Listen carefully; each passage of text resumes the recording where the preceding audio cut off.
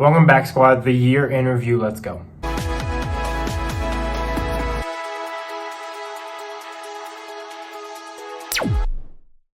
So we're going to hit the top 5 at every position. We're going to talk about some things that were great, some things that were not so great, some highlights, lowlights, all the good stuff. Let's go. The top 5 QBs in order. Obviously, Josh Allen. He was 30 points above number 2. Drake May. Below him, Matthew Stafford. 4th, Trevor Lawrence. What? And 5th, Dak Prescott. He was 18 points above QB 6. Can you guess who it was? I was wrong.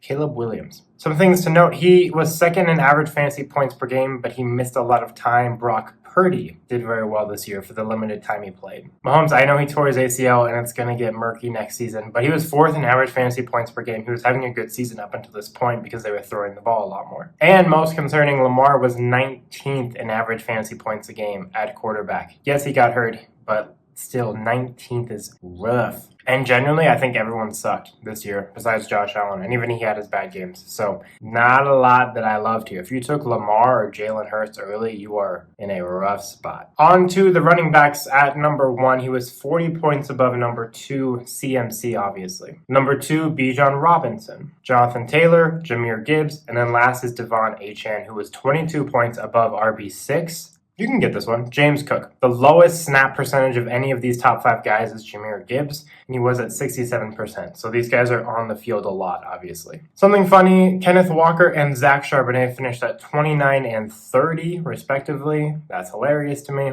For all his hype, he didn't actually have an amazing season. Tootin finished at RB59. On the flip side, Travis Etienne was RB10. So Henderson, for all his late season hype, had a 46% snap share. Ramondre is still good as the pass blocker there. Genty, he's still on the Raiders, which sucks, but he was 5th in RB snaps this year. And Javonte, a fun surprise, was RB11 this year. They really like him in Dallas, apparently. Running back, it kind of is what it is because you're hoping they don't get hurt and that they're on the field a lot. On to the wide receivers. The number 1 wide receiver was Puka Nacua. He had 1 game below 14 fantasy points, and it was the one he got hurt in. 4 points below Puka was JSN. Then 45 points below those two is Amon-Ra. And then 4 and 5 actually tied. It was George Pickens and Jamar Chase. Something fun, Wan'Dale Robinson was wide receiver 17 on the year. He had a ton of targets, low yardage, but fun to see. Justin Jefferson finished with 11.4 fantasy points per game this year. Not good. He was wide receiver 35 on the year. Puts him in the Jacoby Myers, Troy Franklin range. Love that. Worse than that, Marvin Harrison was wide receiver 44 on the year.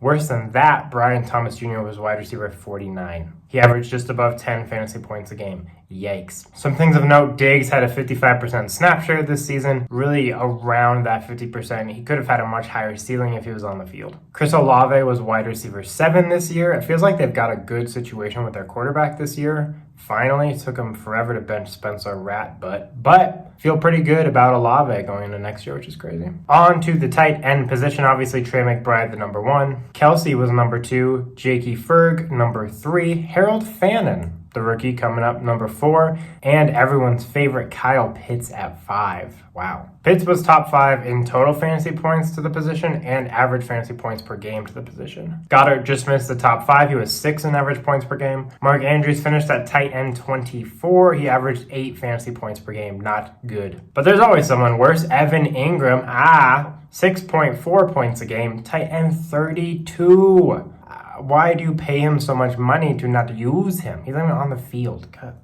Dumb. And some little defensive notes. The Seahawks defense was number 1 overall by 15 points, which beat the Texans, who were number 2. And the Texans were 20 points above 3rd place. The Seahawks were 5th in takeaways. The Texans were 3rd. So takeaways abundant here. Seahawks defense got it done this year. Into the offseason, we'll preview more of next season, reflect on some thoughts from this year, but overall just some data for you to look at. We'll talk to you soon. Peace out.